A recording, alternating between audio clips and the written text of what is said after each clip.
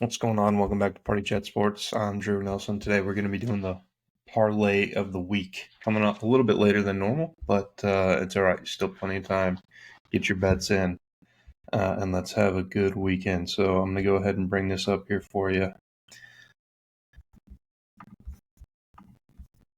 And let's go ahead and get started. So last time I was on here, I went and just did some money lines, and I don't remember if I threw in any spreads in there, but today we're going to be doing some touchdown scores. So the first one, and I took a look at these just to get an understanding of what we got going on, so we don't spend all this time just fumbling through, trying to decide what we're going to go with. But the first one I liked was in the Bills Dolphins game. I think a lot of us expect the Bills to take this one pretty easily.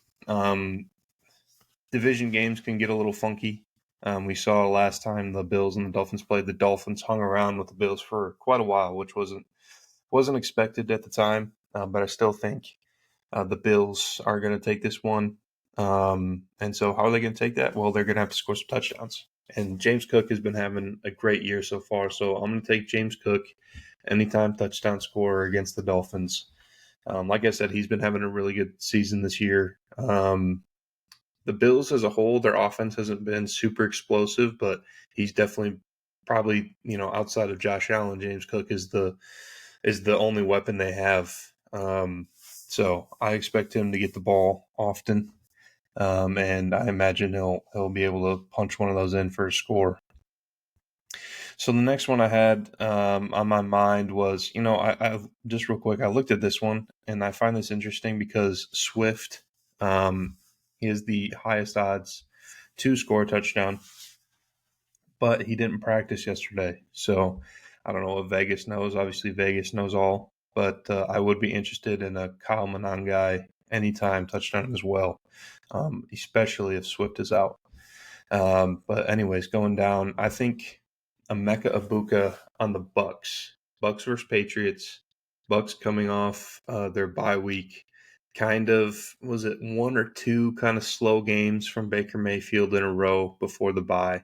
So they need to get things turned around and start clicking on offense again. And what's the way for the Buccaneers to do that? Well, that's get the ball to Emeka Ibuka, who was great in the first half of the season. And so I think Emeka Ibuka against the Patriots, who we saw, they won against the Falcons, but we saw Drake London have a huge day against Patriots defense. So I like Emeka Ibuka again against the Patriots. The Bucks, again, like I mentioned before, need to get things, clicking again, especially on offense. Like I said, one of the ways to do that, get the ball to your playmakers. So we're going to go ahead and go with Emeka Ibuka. I mean, it's decent odds to throw in there as well. You need to get a little profit booster in there. So I like Emeka Ibuka against the Patriots. Got one more coming up here. I like JSN, Jackson Smith and Jigba against the Cardinals. Seahawks Cardinals going to be a big game. The problem for the Cardinals, one, is the Seahawks have been playing like one of the best teams through the last however many weeks, 3-4 weeks. They've been playing amazing football. So the Cardinals, obviously coming off a win on Monday night against the Cowboys, shorter week. But they also have a lot of injuries on defense. So I think Will Johnson is already out. I think their second corner is it Max Melton. Might be another name. Either way, I think he's out as well. So they have a lot of DB injuries that I think the Seahawks obviously can take advantage of. And JSN leads the league in receiving so far this year. I think obviously he'll have another big game against a defense that has some key injuries that will make it easier for him to take advantage. And like I said, that even if they were there, the game plan is to get the ball to him. So it's that much easier when they have key injuries on the defensive side of the ball. So I'm going to go with Jackson Smith and Jigba against the Cardinals. I think like I said, I think the Seahawks would, if it was a fully healthy Cardinals team, I'm still liking the Seahawks. I probably still like JSN to score, but with these injuries, it's hard to not pick one of the better, if not the best wide receiver in the league right now, at least based on stats. So, and then the last one we're going to do, I'm surprised that the odds are this high for a Jalen Hurts anytime touchdown. Again, tush push merchant. But specifically in this game against the Packers, who were the team that was trying to get the tush push banned, I think we're going to see a large number of tush pushes. I wouldn't be surprised. I think Saquon's probably a good bet as well, because I wouldn't be surprised if they break out some of those like trick tush pushes where they fake the tush push and it's like a pitch off to the side, which is impossible to stop. But like I said, the Packers were technically the team who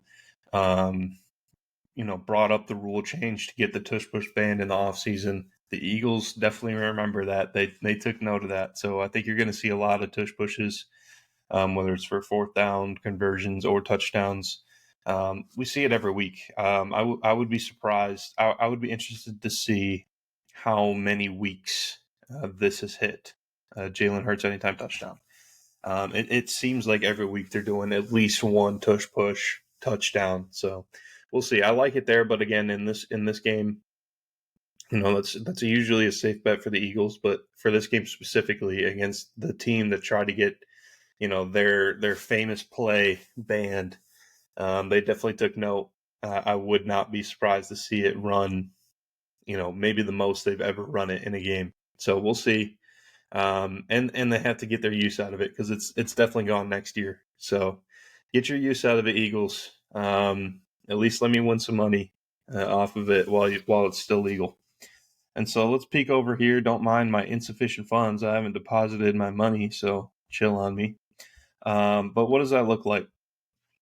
So that 4-leg parlay, that's plus 1,153. Not bad. If you bet $10, you're going to win 115. A little bit different than Dylan's little bets. He does like 7 legs to win 575. So, and that's not 575. That's $5.75 because he's scared. I guess that's what happens when you're a finance guy. But James Cook at minus 190, JSN minus 110, Jalen Hurts plus 115, Emeka Ibuka plus 100. Like I mentioned before, $10 wins you 115. I think that's not too bad. Like I said, I think there's reason to believe each one of these players will score a touchdown. If I had to guess which one I think is most likely not to hit, maybe Emeka Ibuka. Again, the Bucs were a little bit slow on offense their last couple games, coming off a bye. Sometimes teams are really good coming off the bye. Sometimes teams are really bad. I'm not really sure which ones the Bucs are, but like I said, they do need to get things clicking. One of the best ways is to get the ball to your playmaker. So I really like this one.